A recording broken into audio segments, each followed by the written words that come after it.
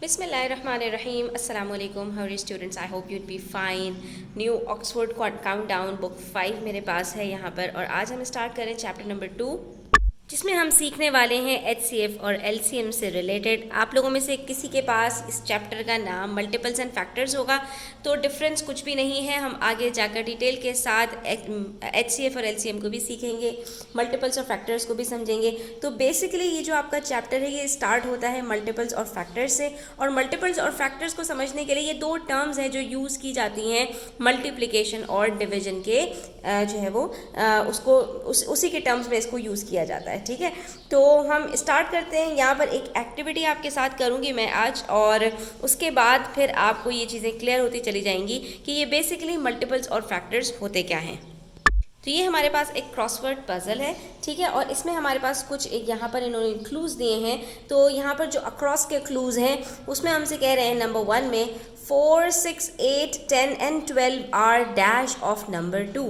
तो अगर आप गौर से देखिए तो 4, 6, 8, 10 और 12 ये सब नंबर 2 के क्या हैं, ये सारे के सारे 2 के टेबल में आते हैं। यानी कि जब हम 2 का टेबल पढ़ना शुरू करेंगे तो हमारे पास जो प्रोडक्ट्स आते जाएंगे वो 4, 6, 8, 10, 12, 4 1s are 4, 4 2s are 8, 4 3s are 12, 2 1s are 2, 2 2s are 4, 2 3s are 6, 2 4s are 8, 2 5s are 10, 2 6 are 12। ठीक है, तो ये 2 के टेबल में जितने भी नंबर आते हैं हम उसको कहते हैं मल्टीपल्स। तो हमारे पास यहाँ पर क्या आ जाएगा, MULTIPLES। ये देखिए हमारे पास ये पूरा कंप्लीट हो गया। तो ये सारे नंबर्स जो किसी के भी टेबल में आते हैं उसको हम मल्टीपल्स कहते हैं। इसको आप इस तरह भी याद कर सकते हैं कि जब भी एक नंबर को किसी दूसरे नंबर से मल्टीप्लाई करोगे तो जो आंसर आएगा वो उस नंबर का मल्टीपल कहलाता है। यानी जब मैं 2 को 2 से मल्टीप्लाई करूंगी तो जो आंसर आएगा वो 2 का मल्टीपल होगा। 2 को जब मैं 3 से मल्टीप्लाई करूंगी तो जो आंसर आएगा वो भी 2 का मल्टीपल होगा। इसी तरह से 2 का मल्टीपल 8 भी है, 2 का मल्टीपल 10 भी है, 2 का मल्टीपल 12 भी है। तो आपने बस इतना याद रखना है कि एक नंबर को जब हम मल्टीप्लाई करके आंसर निकालते हैं तो जो आंसर होता है वो उसी नंबर का मल्टीपल होता है। ठीक है, उसके बाद हमसे कह रहे हैं ऑल इवन नंबर्स। अब आपने जल्दी से गो थ्रू करना है कि यार हमने ये चीज़ कहीं पे पढ़ी हुई है, रिकॉल करें अपनी मेमोरी को। तो ये इवन नंबर्स और ऑड नंबर्स हमने क्लास 1 और 2 में पढ़े थे कि वो सारे नंबर्स जो 2 के टेबल में आते हैं उनको हम इवन नंबर्स कहते हैं, और जो उसके अलावा जितने भी नंबर्स हैं वो सारे के सारे ऑड नंबर्स होते हैं। तो हमसे यहाँ कह रहे हैं all even numbers are multiples of this number. तो ये तो हमारे पास यहीं पे सॉल्व हो गया कि सारे के सारे नंबर्स जो है वो 2 के जो इवन नंबर्स होते हैं वो 2 के मल्टीपल्स होते हैं। तो हमने 4 यहाँ पर देखा और हमने यहाँ पर लिख दिया कि ये तो हमारे पास यहाँ पर 2 है, TWO। अब आपने यहाँ पर नंबर्स में नहीं लिखना, आपने इसको वर्ड्स में लिखना है। Next we have every number is a factor of dash. तमाम के तमाम नंबर्स, कोई एक नंबर ऐसा है कि उसके फैक्टर्स होते हैं। अब आपने ये ढूंढना है कि कौन सा नंबर है कि वो इसका फैक्टर होता है। ठीक है, अब यहाँ पर आपने गौर से इसको स्टेटमेंट को पढ़ना है कि every number is a factor of dash. किसका फैक्टर होता है हर नंबर? तो यहाँ पर ये बात समझ लीजिए बच्चों कि फैक्टर मल्टीपल का बिल्कुल ऑपोजिट होता है। मल्टीपल कहते हैं एक नंबर जो किसी दूसरे नंबर के टेबल में आता है, और फैक्टर कहते हैं हर उस नंबर को जो किसी दूसरे नंबर को कंप्लीटली डिवाइड कर दे इस तरह से कि कोई भी रिमाइंडर ना बचे। यानी कि फैक्टर वो नंबर होता है जो किसी और के टेबल में आता हो, जिसके टेबल में कोई और नंबर आता हो। यानी कि अगर हम यहाँ पर कहें तो 2 जो है वो 4, 6, 8, 10 और 12 का फैक्टर है। क्यों? क्योंकि ये सारे के सारे नंबर्स 2 के टेबल में आते हैं, इसलिए जिस नंबर के टेबल में कोई दूसरा नंबर आता है तो उसको हम उसका फैक्टर कहते हैं। बस आपने इस कॉम्बिनेशन को याद रखना है कि अगर एक नंबर दूसरे नंबर का मल्टीपल होगा तो दूसरा नंबर उसी नंबर का फैक्टर होगा। ठीक है, तो यहाँ पर अगर आप इस एग्जाम्पल को याद रखते हैं इवन नंबर्स वाली, तो आपको ये याद रहेगा कि 2 के टेबल में क्योंकि ये सारे नंबर्स आते हैं तो ये सब 2 के मल्टीपल्स हैं, और जितने 2 के मल्टीपल्स हैं उन सब के लिए 2 इनका फैक्टर है। तो इतना याद रखिए बच्चों कि हमारे पास हर नंबर का मल्टीपल तो मल्टीपल होते हैं। मल्टीपल का मतलब ही क्या होता है कि एक चीज़ जो बहुत ज़्यादा हो, तो हर नंबर के हमारे पास मल्टीपल्स तो इनफाइनाइट होते हैं, लेकिन हर नंबर का हमारे पास फैक्टर होना ज़रूरी नहीं है। लेकिन इसके अंदर एक बात और भी है कि हर नंबर का 1 फैक्टर होता है, क्योंकि तमाम नंबर्स 1 के टेबल में आते हैं। और दूसरी चीज़ कि हर नंबर अपना भी फैक्टर होता है। तो कोई भी नंबर ऐसा नहीं है जिसके ये 2 फैक्टर्स ना हो, एक 1 और एक वो इट सेल्फ यानी वो खुद। तो every number is a factor of it self. तो वो अपना तो हर एक फैक्टर होता है। यानी जैसे 2 है तो 2 अगर 3, 4, 5 यानी ऑनवर्ड जो नंबर्स हैं उनके टेबल में अगर नहीं भी आता तो 2 अपने टेबल में तो आता है ना, क्योंकि जब हम 2 को 1 से मल्टीप्लाई करेंगे तो आंसर में 2 ही आएगा। ठीक है, तो इसका मतलब है 2 का एक फैक्टर तो खुद 2 है और दूसरा फैक्टर 1 है कि हम जब 1 को 2 से मल्टीप्लाई करेंगे तब भी आंसर हमारे पास 2 आएगा। इससे हमें ये बात पता चली कि कुछ नंबर्स तो हमारे पास ऐसे होते हैं कि जिसके हमारे पास ज़्यादा फैक्टर्स हों, लेकिन कुछ फैक्टर्स हमारे पास ऐसे होते हैं कि जिनके हमारे पास सिर्फ 2 फैक्टर्स होते हैं, एक 1 और एक इटसेल्फ यानी वो खुद। और ऐसे तमाम नंबर्स को हम कहते हैं, अभी आगे इसी के अंदर आएगा, फिर हम उसको वहाँ पर डिस्कस करेंगे। The next prime number after 5 is. अच्छा, अब यहीं पर हम आपको बता दें कि ऐसे तमाम नंबर्स को जो अभी हमने डिस्कस किया था, ऐसे तमाम नंबर्स को हम प्राइम नंबर कहते हैं। तो हमारे पास यहाँ पर इनिशियली जो 1 डिजिट नंबर होते हैं उसमें कौन कौन से नंबर्स प्राइम होते हैं, तो हमारे पास यहाँ पर 1 जो है ना कंपोजिट होता है ना प्राइम होता है। हमारे पास प्राइम नंबर से स्टार्ट होते हैं 2 से, कि 2 हमारे पास किसी के भी टेबल में नहीं आता सिवाय 1 और इटसेल्फ के। इसी तरह से 3 हमारे पास प्राइम नंबर है, फिर अगला नंबर 5 है, और 5 के बाद जो अगला नंबर है, तो हमारे पास जितने इवन नंबर्स हैं वो कट ऑफ होते जाते हैं क्योंकि वो सब तो 2 के टेबल में आते हैं। तो 6 के बाद हमारे पास अगला नंबर कौन सा है, 7। तो next prime number after 5 is 7। तो हम यहाँ पर क्या लिख देंगे कि हमारे पास जो नेक्स्ट प्राइम नंबर है वो 7 है, क्योंकि 7 भी अपने अलावा और 1 के अलावा किसी के टेबल में नहीं आता।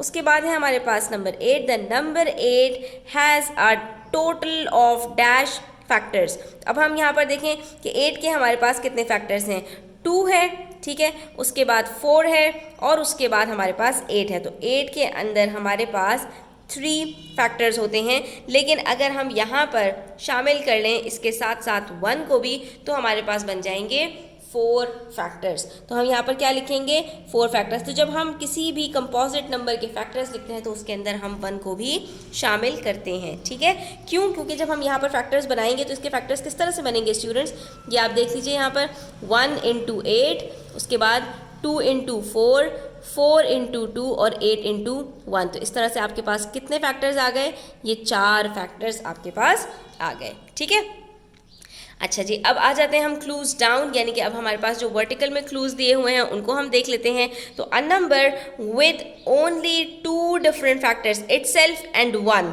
ठीक है, ये आई नहीं है, ये 1 है, यानी एक ऐसा नंबर जिसके सिर्फ ये दोनों ही फैक्टर्स हों is called a prime numbers. ठीक है, तो जिसकी मैं आपसे बात कर रही थी उसको हम क्या कहते हैं, उसको हम प्राइम नंबर्स कहते हैं। तो यहाँ पर नंबर 2 में हम लिख देंगे P, हमने ऑलरेडी लिखा हुआ है, और ये हमारे पास आ गया प्राइम नंबर्स। ठीक है, उसके बाद नेक्स्ट है हमारे पास number 3। A multiple is a number which can be divided by another number without any, यानी इसके अंदर हमारे पास क्या चीज़ नहीं होती जो अगर वो कोई किसी का मल्टीपल ना हो तो हमें मिलता है। तो बच्चों यहाँ पर ये बात समझ लो कि मल्टीपल कहते ही ऐसे नंबर को हैं कि जब हम उसको किसी दूसरे नंबर से डिवाइड करें तो हमारे पास वो कम्प्लीटली डिवाइड हो जाए और यहाँ पर हमारे पास रिमाइंडर कुछ भी ना बचे।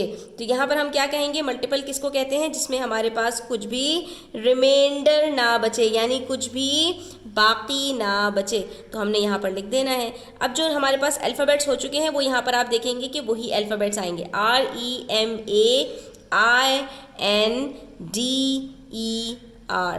ठीक है, देखा आपने कितना मज़े का ये हमारे पास पजल होता है। जब हम इसको सॉल्व करते जाते हैं तो हमारे पास आंसर्स खुद ब खुद आते जाते हैं। अब जैसे ये जो हमारे पास 4 डाउन है, इसके भी 2 हमारे पास लेटर्स ऑलरेडी मौजूद हैं। तो the LCM of 4 and 6 is, अब एलसीएम किस तरह कैलकुलेट किया जाता है? तो एलसीएम कैलकुलेट करने का बड़ा ही सिंपल तरीका है, इसकी हम और भी प्रैक्टिस करेंगे स्टूडेंट्स, कि जितने भी नंबर्स हमें यहाँ पर दिए जाते हैं हमने उसको एक साथ लिख देना होता है। ठीक है, अब हम टेबल पढ़ना शुरू करेंगे तो हम देखेंगे कि 4 और 6 दोनों किसके टेबल में आते हैं। हमने कहा भाई 2 के टेबल में आते हैं। हमने यहाँ पर 2 के टेबल से स्टार्ट किया और पढ़ना शुरू किया। 2 के टेबल में 4 कब आता है? 2 2s are 4। 2 के टेबल में 6 कब आता है? 2 3s are 6। अब हमारे पास बचे दोनों प्राइम नंबर्स, एक है 2, दूसरा है 3। तो 2 को हम यहाँ पर दोबारा से फिर करेंगे, 2 1s are 2, और यहाँ पर फिर हमारे पास 3 बच जाएगा तो इसको एज इट इज़ लिख देंगे क्योंकि 2 के टेबल में 3 तो आता नहीं है। फिर हम दोबारा से अब यहाँ पर 3 के टेबल से करेंगे, क्योंकि जब तक हमारे पास यहाँ पर एंड में सिर्फ 1s ना बच जाएँ हमने इसको कंटिन्यू करना होता है। अब जब हम इसको यहाँ पर करके देखेंगे तो ये 3 के टेबल में 1s are 3 हमें आ जाएगा और आखिर में हमारे पास दोनों 1s बचे हैं। तो ये जो हमारे पास लेफ्ट हैंड साइड के ऊपर डिजिट्स आते हैं इनको हमने आपस में मल्टीप्लाई कर देना होता है और हमारे पास एलसीएम निकल आता है। 2 2s are 4, 4 3s are 12। तो इसका मतलब है कि एलसीएम ऑफ 4 and 6 इज 12। ठीक है, तो हम यहाँ पर लिख देंगे TWELVE। ठीक है, अच्छा अब एलसीएम होता क्या है बच्चों? एलसीएम की फुल फॉर्म होती है लीस्ट कॉमन मल्टीपल। इसका मतलब ये होता है बच्चों कि ये जो आपके पास 2 नंबर दिए हैं, ये 2 से ज़्यादा नंबर्स दिए हैं, इन दोनों नंबर्स का कौन सा ऐसा मल्टीपल है जो इन दोनों के टेबल में आता हो और वो सबसे छोटा नंबर हो जो कि इन दोनों के टेबल में आता हो। तो अगर हम देखें 4 का टेबल पढ़ना शुरू करें तो 4 1s are 4, 4 2s are 8, 4 3s are 12। इसी तरह से जब 6 का टेबल पढ़ना शुरू करेंगे 6 1s are 6, 6 2s are 12। तो आप ये देख सकते हैं पहला कॉमन मल्टीपल जो इन दोनों के टेबल में आया है वो 12 आया है। तो इसको कहते हैं हम कॉमन मल्टीपल। और लीस्ट क्यों कहते हैं? क्योंकि ये सबसे छोटा मल्टीपल होता है। इससे छोटा हमारे पास 4 और 6 के अंदर कोई मल्टीपल नहीं है कि जो इन दोनों के टेबल में आया हो। ठीक है, तो इसलिए हमने यहाँ पर कहा कि ये सबसे छोटा हमारे पास मल्टीपल है जो इन दोनों के ही टेबल में मौजूद है। नेक्स्ट हमारे पास है number 6। Number 1 is a dash of every number. तो हमने इस चीज़ को पहले डिस्कस किया था कि नंबर 1 हर एक का क्या होता है? फैक्टर होता है, क्योंकि वो हर एक को अपने टेबल में ले लेता है। तो हम यहाँ पर क्या कहेंगे कि 1 तो हर एक का फैक्टर होता ही है, क्योंकि तमाम नंबर्स हमारे पास इन्फिनिटी तक वो सब के सब 1 के टेबल में आते हैं। और लास्ट है हमारे पास यहाँ पर 12, 18, 30, 48 are multiples of the number dash. तो अगर आपको बच्चों टेबल्स याद होंगे तो आपको पता चल जाएगा कि भाई यहाँ पर ये सारे के सारे नंबर्स हमारे पास किसके टेबल में आते हैं? जो 12 में भी आता हो, 18 भी उसके टेबल में आता हो, 30 भी आता हो और 48 भी आता हो। तो ये अगर आप शुरू से गौर से देखेंगे बच्चों, तो अगर हम यहाँ पर 12 को देख रहे हैं तो 12 और 18 दोनों 6 के टेबल में तो आते हैं। बाकी नंबर्स को भी चेक कर लेते हैं। 30 और 48 ये दोनों भी 6 के टेबल में आते हैं। 6 5s are 30 और 6 8s are 48। तो ये तमाम के तमाम नंबर्स हमारे पास मल्टीपल हैं। किसके? 6 के मल्टीपल्स हैं। और यहाँ पर ये हमारे पास बेस्ट मैच भी है। तो यहाँ पर हमारे पास स्टूडेंट्स आज की एक्टिविटी कंप्लीट हुई, जिसमें हमने मल्टीपल्स और फैक्टर्स के बारे में जो हमारी प्रीवियस नॉलेज थी उसी को हमने यूज़ करते हुए इसको सॉल्व किया है। उम्मीद करती हूँ कि आपकी ये चीज़ें जो है वो दोबारा से रिवाइज हो गई होंगी। इंशाल्लाह नेक्स्ट वीडियो के अंदर हम इसी चैप्टर से रिलेटेड और एक्सरसाइजेस करेंगे तो आपको ये और ज़्यादा क्लियर होगा। तो आज के लिए इतना ही। अपना ख्याल रखिएगा। वीडियो अच्छी लगी हो तो लाइक कीजिएगा, अपने फ्रेंड्स के साथ शेयर कीजिएगा और चैनल को सब्सक्राइब करते जाइएगा। अल्लाह हाफिज़।